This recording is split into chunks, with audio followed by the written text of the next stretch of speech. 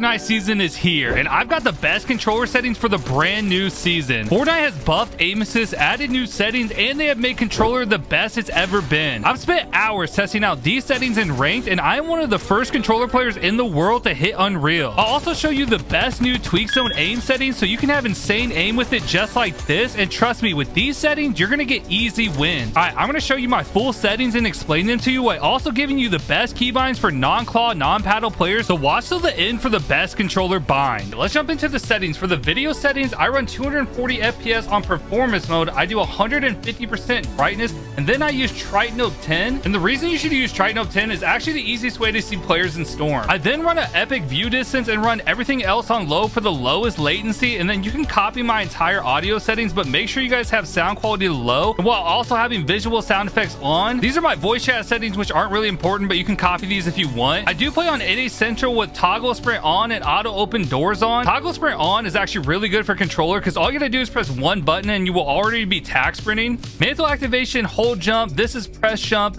Auto swap pickup I don't use. ADS set to while held. Mark danger on. Auto pickup weapons again off. My preferred item slot I just have set to my shotgun for the first slot. Auto heals to the right I do put on. Continuous fire I don't use. I don't use simple build. Now reset building choice on you definitely want as a controller player. Of course you want turbo building on as well. I don't do simple edit, but if you don't have good mechs, this is a good thing to have on for yourself. Now this is important, having your disable pre-edit option on and then putting on edit on release. This is something all pro control players are using right now because it's basically one less button you have to click by not having to confirm your edits. Then a lot of settings here you can just copy because they don't really matter, except for field of view. You should try these settings as these are supposed to help with aim assist and help seeing enemy players. Replays I do have on, but if you struggle with delay, have all of these off and have energy saving mode off. Now Fortnite default crosshairs I do have off because I do use a custom crosshair, which if you do want to try, you can use it here in this map for free, but you have to be on PC to actually use it in game. Truthfully, using custom crosshairs have been one of the biggest things that's helped better my aim. A lot of these settings here don't really matter except for damage numbers set to list, hit only in 125%. This is supposed to help secretly strengthen your aim assist. Also makes it easier to track the damage on an enemy player. HUD scale I just have 85% off. Again, you can copy a lot of these settings. Again, they don't really matter here. Gyro settings I've never used, and I would recommend never using these at all. I've never played mouse and keyboard, so I'm just skipping past all of these. All right, this is the most important section of the video, the controller sensitivity. Not having the right sensitivity is what's holding a lot of players back. So first of all, I don't use invert controller view.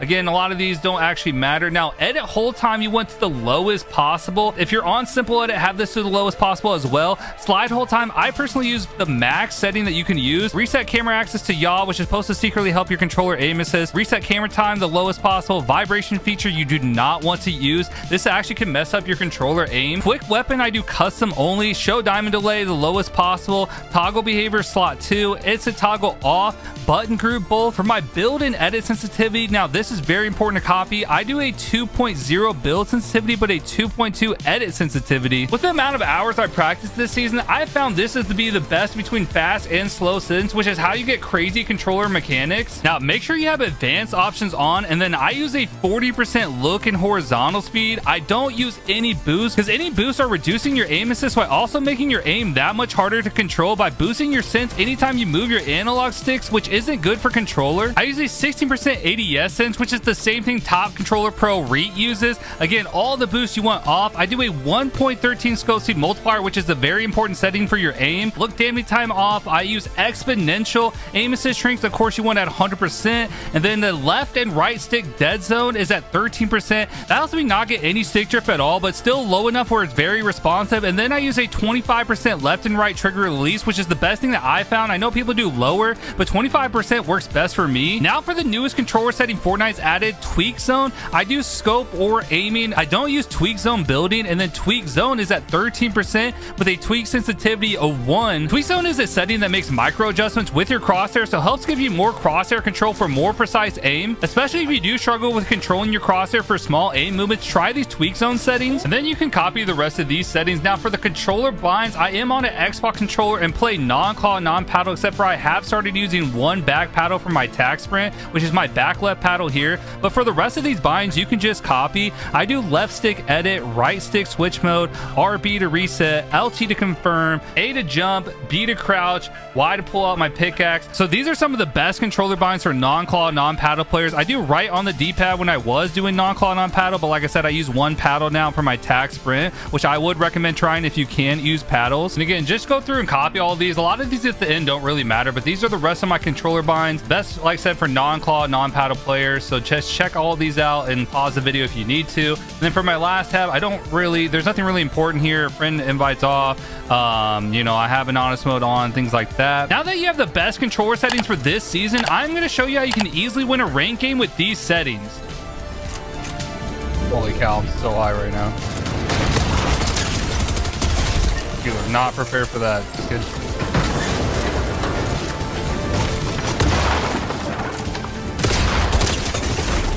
Oh my gosh, I couldn't see him, bro. Yes, he has the exotic. Sorry, got the worst one. What?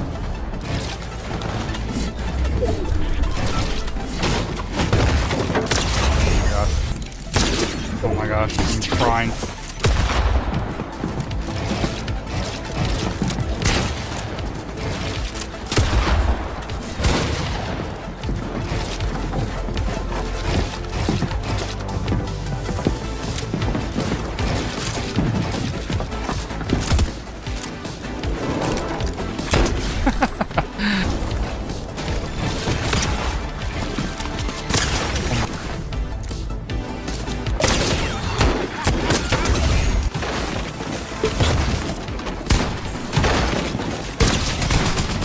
Gosh, I needed this.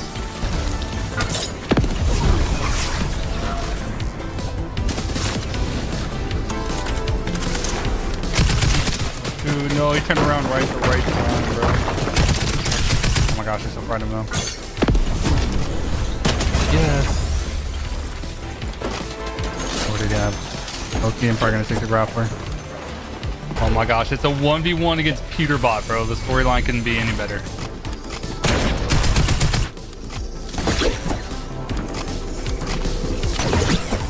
Oh, I missed.